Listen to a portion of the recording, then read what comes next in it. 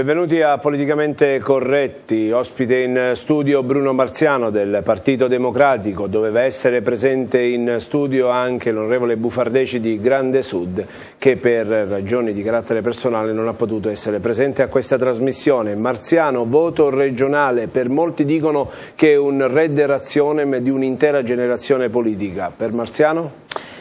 Ed è assolutamente così, non lo è per Marziano personalmente, ma è il redde razionem di un'intera generazione politica, perché avrà importanza straordinaria un fattore, la risposta all'antipolitica. Se la risposta alla cattiva politica, se la risposta a quel tipo di politica che fa schifo, quella che abbiamo visto proprio consumarsi in questi giorni, quella dei Fiorito, quella dei Battistoni, dei Lusi, dei Belsito, se la risposta a questo tipo di cattiva politica sarà l'astensionismo, è chiaro che decideranno in pochi e quei pochi decideranno per tutti. Chi pensa in questo modo di delegittimare i cattivi politici, coloro i quali non hanno rispettato l'impegno con gli elettori, gli farà un piacere, perché è chiaro che con meno voti si governerà ugualmente la Sicilia.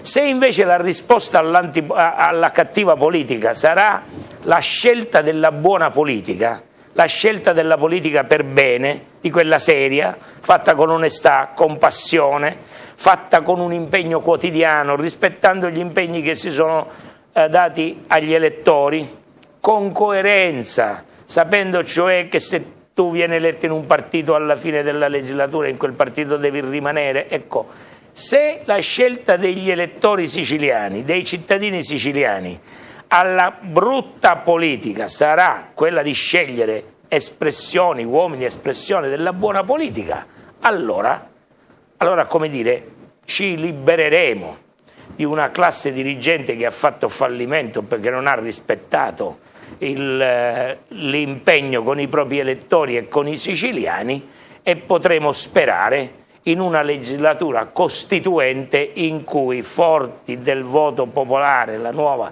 Assemblea regionale potrà avviare quelle riforme di cui la Sicilia ormai ha assolutamente bisogno e senza le quali siamo alla canna del gas.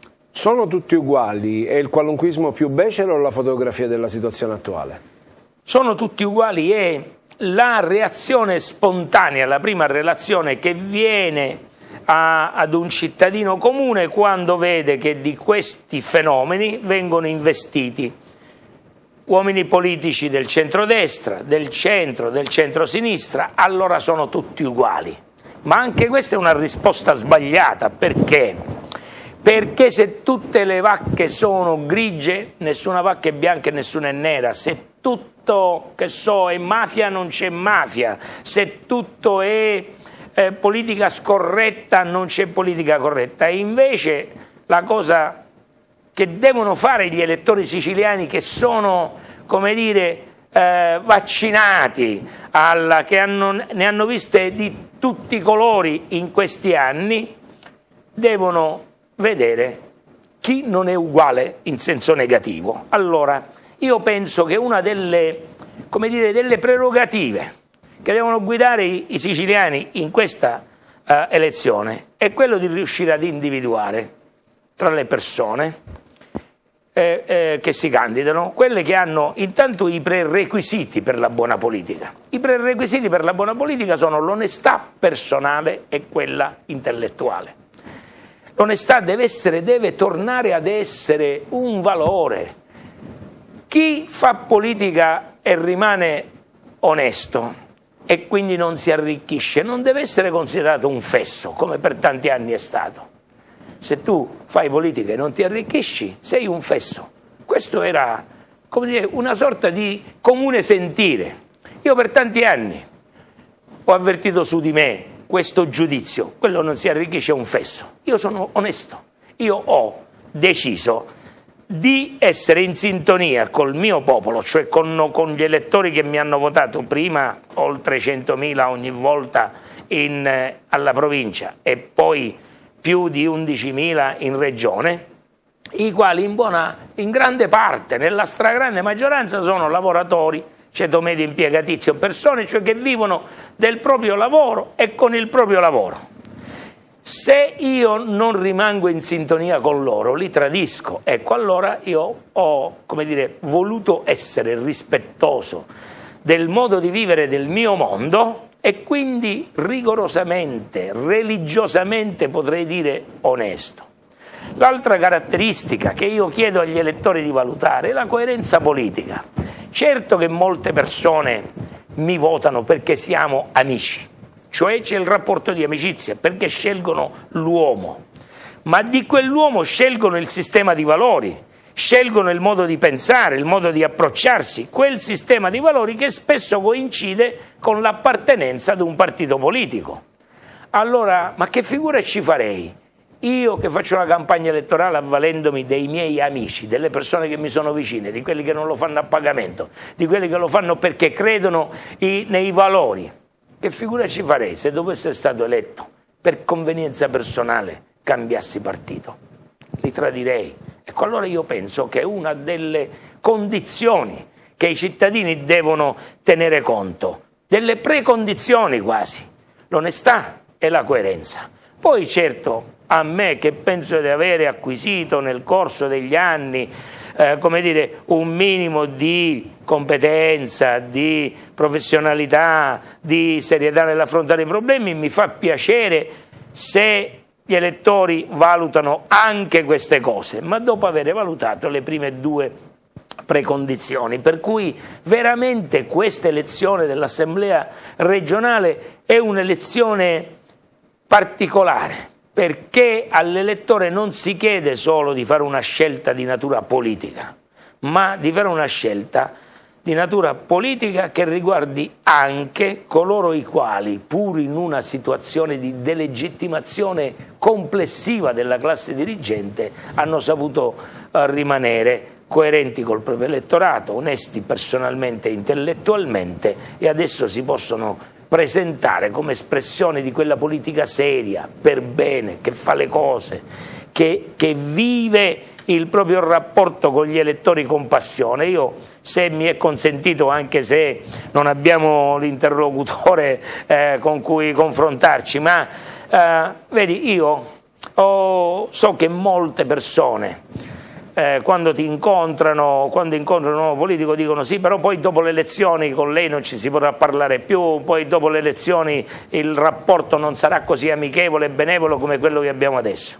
Allora, una delle caratteristiche che potrà sembrare una stupidaggine è non cambiare il numero di telefono, perché se tu cambi il numero di telefono stai dicendo che dopo le elezioni, quando tutti ti possono contattare e puoi ascoltare tutti, dopo si torna al cerchio magico, alla cerchia ristretta di quelli che potranno beneficiare del tuo nuovo numero di telefono. Sembrerà una banalità, io non la vivo così. So che posso dire tranquillamente ai miei elettori, anche dopo le elezioni, nei prossimi 5 anni, sarà come i precedenti 15 anni, quando da presidente della provincia non lo potevo fare per più di un giorno e mezzo alla settimana, ma io ho dedicato tutti i miei venerdì pomeriggio e tutti i sabati a ricevere nel palazzo della provincia i cittadini, in quel caso i cittadini, di qualunque estrazione politica.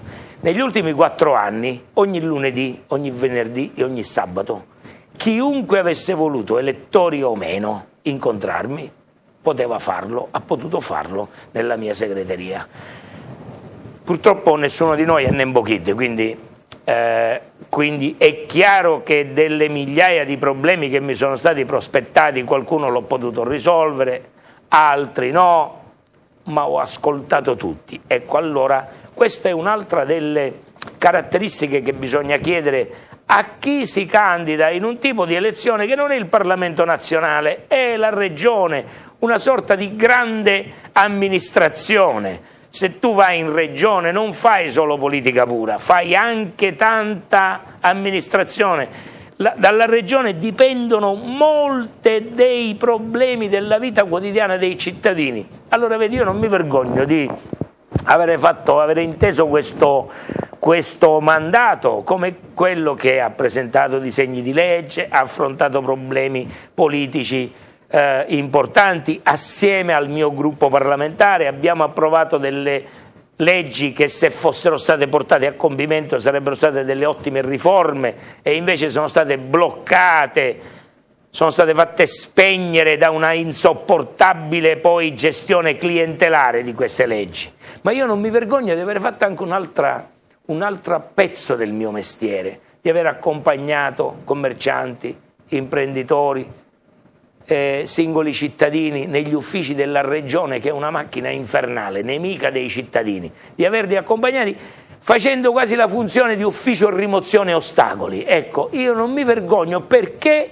ho fatto da interfaccia, da trade union tra l'elettore, il cittadino, l'amico e quella macchina burocratica impazzita che è la regione siciliana.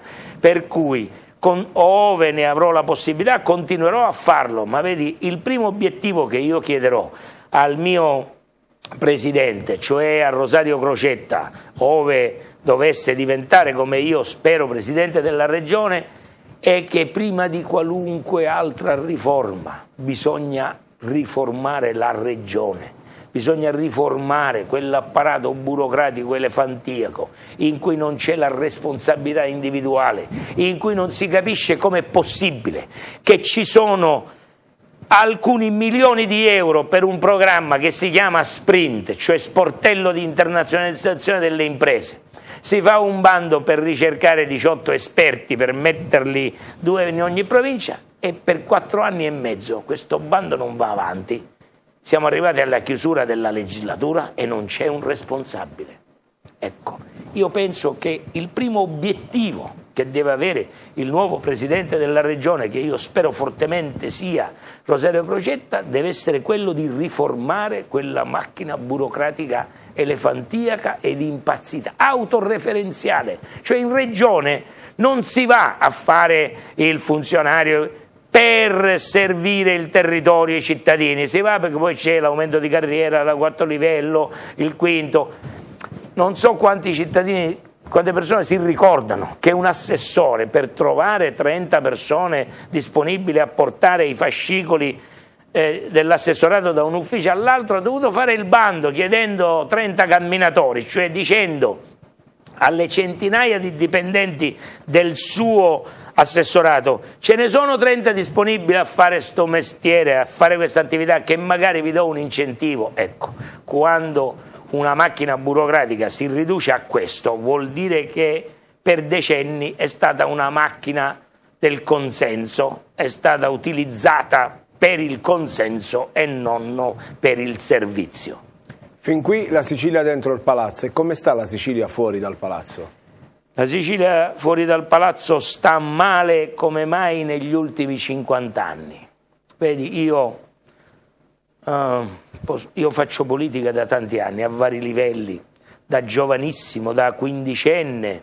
Poco fa citavamo alcune personalità del mondo degli anni 60, da quindicenne con la passione degli adolescenti. Qualcuno mi ricordava, qualcuno dei miei amici, posso fare una divagazione, un mio compagno di classe mi ha scritto in un messaggino: ciao Bruno, non posso venire alla tua manifestazione ma sono con te. Okapi. Okapi è il nome di un uccello africano che non può stare in cattività. Ecco, noi, un gruppo di giovani studenti del liceo classico Antonio di Rudinì di Noto, facevamo un giornaletto che si chiamava Okapi, cioè la voglia di liberarsi dalle gabbie del potere.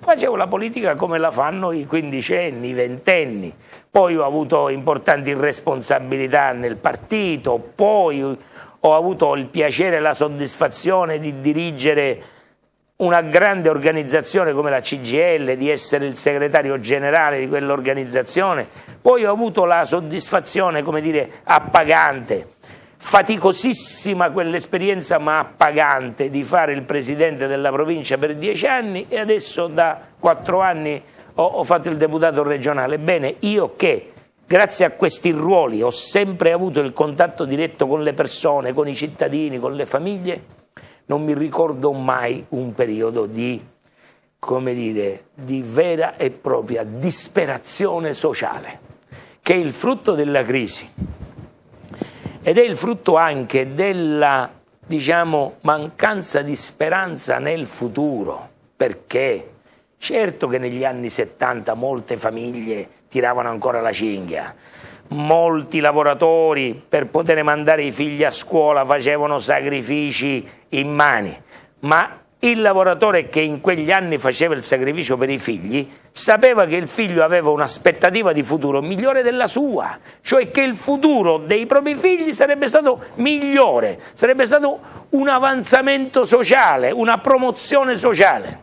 Adesso la disperazione dei padri, che in genere sono persone che lavorano, magari che hanno un buon reddito, ceto medio, e l'incertezza di futuro per i figli. Ecco, il vero dato della crisi, secondo me, non è solo quello di carattere economico, la disoccupazione e il fatto che tante famiglie hanno perso prima il primo stipendio, poi il secondo, famiglie che vivono con la pensione del genitore, ma è anche la perdita di speranza nel futuro. Ecco, allora per tornare un attimo alla politica, cosa deve fare il futuro presidente della regione che si siede? Cosa deve fare nei primi 100 giorni? Intanto rivoltare dentro e fuori quella macchina e ridare speranza che ci può essere il cambiamento, e poi puntare su alcune cose semplici: i giovani, l'occupazione, la ripresa dello sviluppo. Sembrano cose che dette così, ma come in un periodo di crisi internazionale, ma la Sicilia ha una sua specialità nell'Europa e in Italia. Noi siamo una regione che ha ancora un suo tesoro messo lì da parte, che sono i fondi europei. Quando io dico i giovani, il lavoro e lo sviluppo, l'occupazione e lo sviluppo, penso al fatto che bisogna chiamare il responsabile dell'ANAS di Sicilia, chiamare il responsabile dell'ANAS nazionale e poi il responsabile del CAS, che è il Consorzio Autostrade Siciliane, e dirgli: entro X giorni bisogna appaltare i 3 lotti della Siracusa-Gela, ci sono più di 300 milioni di euro disponibili, ci sono migliaia di persone che aspettano di lavorare, c'è un'infrastruttura che può cambiare le sorti di 2 province. Questo bisogna fare, e non dargli tregua, e valutare il loro lavoro e premiarli o meno, non cambiandoli ogni 6 mesi in base all'appartenenza politica, ma premiarli se quell'impegno viene rispettato. E poi ne cito un altro: chiamare il gruppo di imprese che si è aggiudicato l'appalto della Ragusana, che dovrebbe essere chiamata Ragusana Siracusana Catanese, perché per il 46% del tracciato attraversa il territorio della provincia di Siracusa.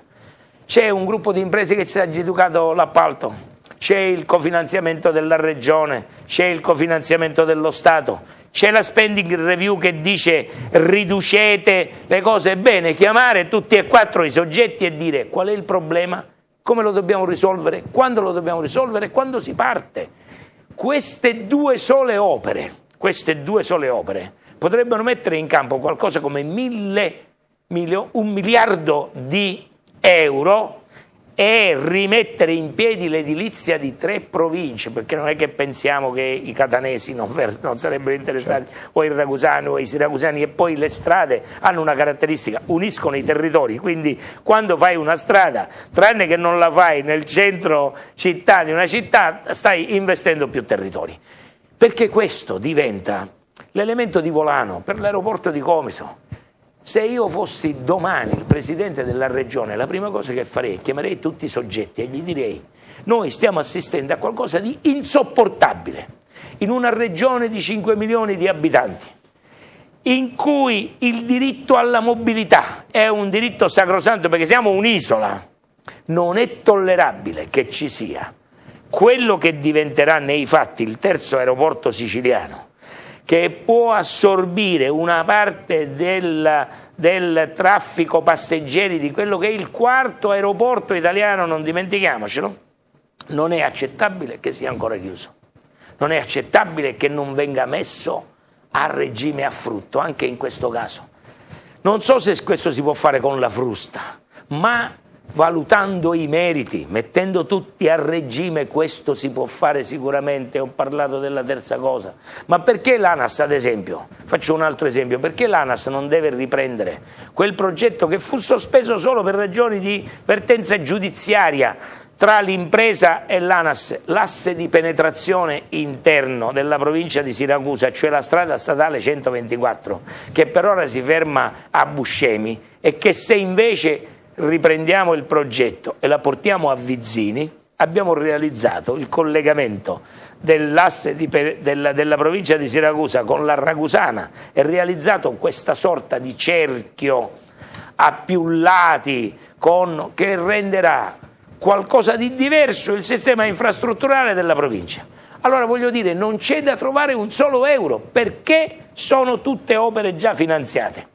Non c'è da fare alcuna valutazione, perché sono tutte opere che hanno già l'appalto esecutivo. Allora bisogna cambiare il passo, bisogna fare meno politica, stare meno attenti all'ultima persona che devo nominare, che deve avere assolutamente in tasca la tessera del mio partito, della mia componente, e pensare alla Sicilia e ai siciliani. Questo è quello, cioè, vedi Salvatore, la Sicilia ha bisogno di un sindaco di Sicilia, cioè di uno che, come il sindaco del paese, la mattina quando si alza, io ne conosco parecchi, ho fatto l'amministratore, che so, Nino Di Guardo, sindaco di Mister Bianco, io so che la mattina lui alle 7:15 è già in giro a vedere se c'è la discarica abusiva, se c'è la cosa che non funziona, l'acqua che non arriva, cioè è uno che ha detto: io dedicherò, ho fatto già per 10 anni, dedicherò i prossimi 5 anni della mia vita agli altri, in questo caso ai cittadini del suo comune.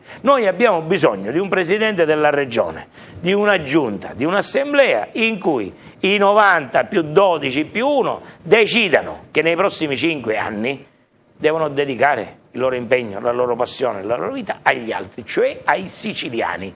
Una sorta di sindaco di Sicilia, di municipio di Sicilia in cui i problemi quotidiani siano l'assillo dei suoi protagonisti. Io ringrazio Bruno Marziano, candidato del Partito Democratico e onorevole deputato regionale uscente. Grazie, buon lavoro. Grazie ai nostri telespettatori che hanno avuto la pazienza di ascoltarci.